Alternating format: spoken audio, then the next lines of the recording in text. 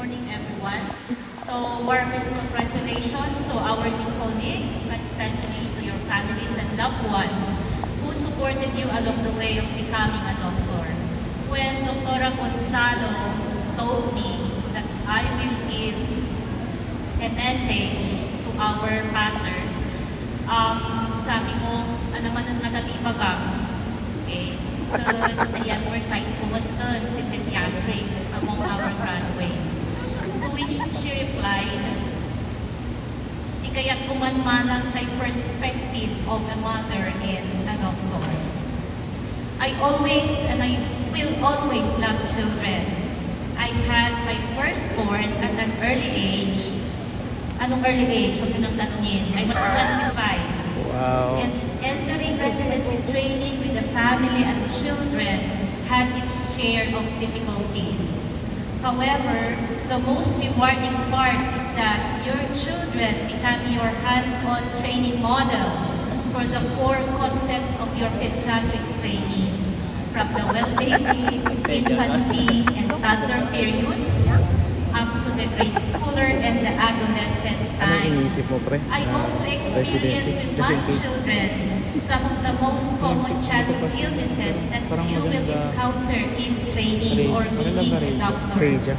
Pneumonia, gastroenteritis, dengue hemorrhagic fever, ankylosing, clavicular fracture, cryptorchidism, dog bite category 3, and contusion hematoma due to fall. So as a mother, I felt helpless when my children were sick. It's good that I am a pediatrician and at least I know what to do. But what if these things were experienced by an ordinary mother? I imagine their fear, anxiety, helplessness, frustration, or even anger when their children are sick. A doctor's role is to allay those feelings, most especially in pediatrics, that holistic care for the child includes caring for the feelings of all the members of the family. Childbirth and motherhood taught me how to be a better pediatrician. The place where our family stayed during my residency is very close to the hospital where I trained. The OPD parking area became the playground of our kids on Saturdays and Sundays. They would roam around the hospital premises and some of the hospital's safe areas because they are curious about what we do as doctors.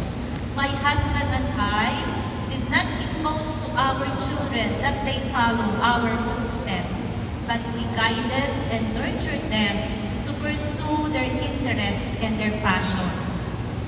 Luckily, one of our 4 children became a doctor.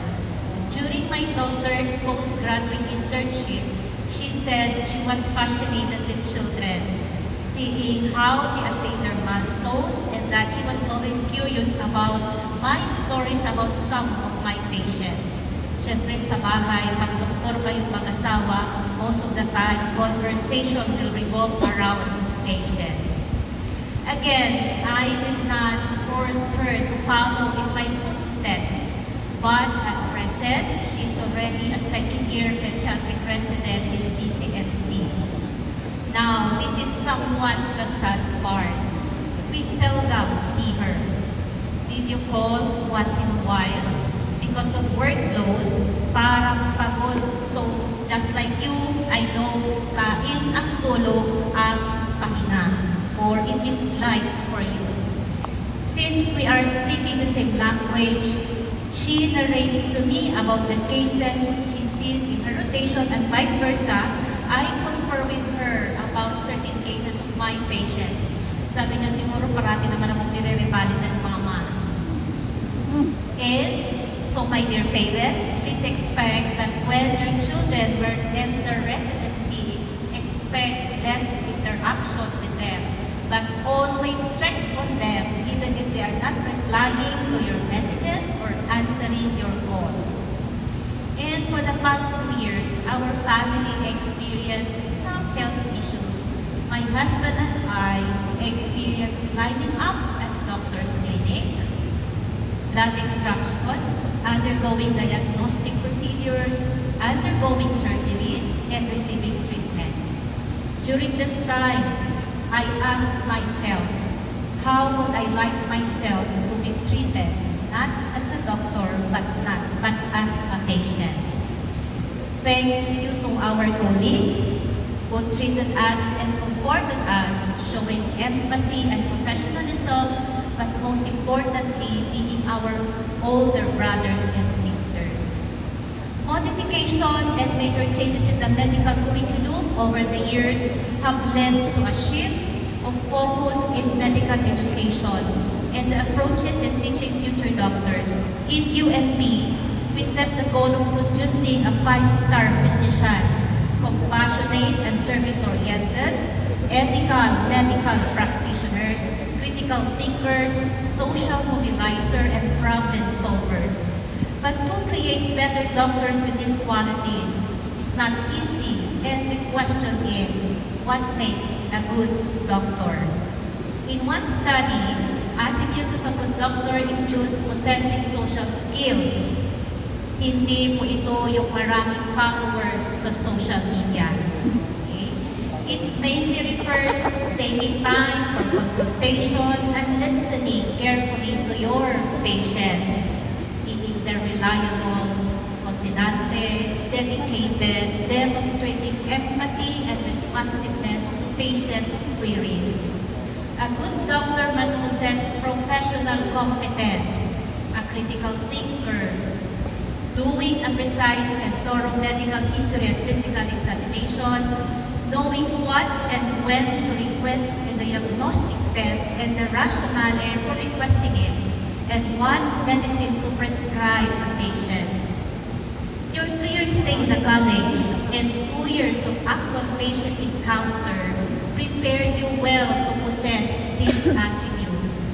Training in your chosen path, whether you will go into specialty training or otherwise, will enhance this quality further. Ethical and moral behavior, which includes honesty, integrity, trustworthiness, and passion for work beyond financial interest or obligations to pharmaceutical industries or to well-known personalities is another attribute of a good doctor. I always emphasize in bioethics the following attributes of a good physician. Always stood your ground, and by principles of a good physician, guide your license with your life. Lastly, honestly speaking, we need to earn something for ourselves and for our family to live comfortably. But we don't advocate luxury and extravagance. As what our assistant said or mentioned a while ago, the monetary gain is just secondary. The primary goal of being a doctor is service to humanity. And lastly, I will leave you with the word of Sir William Osler, di ba?